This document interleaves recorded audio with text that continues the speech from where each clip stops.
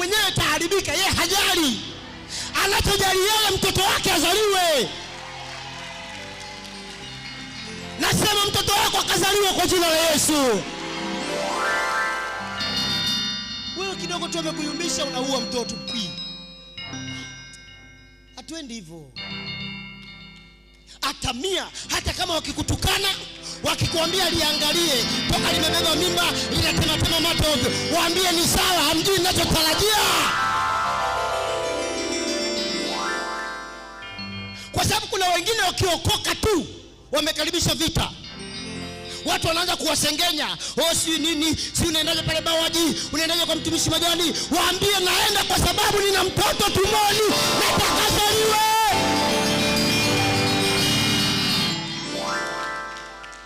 Ambaye hana mimba haruhusi kuja, maana hana mimba.